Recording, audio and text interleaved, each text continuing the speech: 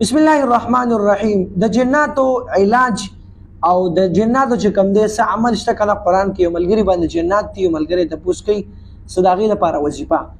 بهترین او قیمتي وظیفه دغه ده چې کوم ملګرو باندې جنات وي، د جناتو بیماران وي، نو قرآني وظیفه او ډېره ښایسته وظیفه. او چونکې دا پیریان چې کوم دی موجود دي خو موږ ته ښکاري نه، او د دې باره کې باقاعده یو صورت دی قرآن کې، صورت جن، یعنی صورت الله نازل کړی د پیریانو متعلق. صحیح شو جی؟ او دې صورت کې چې کوم دی ذکر دی د پیریانو، او پیریان چې کوم دی ثابت دي. صحیح ده جی؟ نبی علیه الصلاۃ والسلام سره ملاقات هم شوی دی پیریانو سره. صحیح ده جی؟ نبی علیه السلام د ایمان دعوت هم ورکړی دی. صحیح شو جی؟ نبی علیه السلام په خپل عربو کې زمانه کې، صحیح ده جی، دین انکار نه دی پکار. اوس بران شو ملګری د جناتو بیمار دی لپاره څه وظیفه، نو علما کرام دغه وظیفه ذکر کوي چې سورت مزمل چې کوم دی غالبا نشته سپاره کړي، دغه چې کوم دی درې پیری چوف کې په اوبو باندې، او دغه اوبه چې کوم دی اوس کې د هغې نه پس نور اوبه راوالي، مخ دې پې وینځي او د لاسونه دې ووینځي.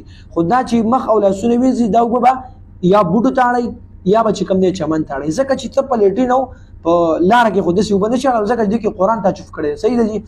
دا عمل دی درې څلور ورځو کې انشاءالله دته به اندازه وشي، په سترګو به رڼا راشي، اندازه به ورته وشي چې یاره واقع ده جنات چې کوم اثر دی هغه چې کوم دی انشاءالله زر د زره چې کوم دی ختم شي. نو دا یو اهم مسله وي، تاسو سره مې شریک کړه، ملګرو سره هم شریک کړئ. کوم ملګري چې بیماران دي الله رب العزت دې موږ تاسو ټول مسلمانان د پریشانۍ نه، د تکالیفو نه چې کوم دی لرې او دور وساتي.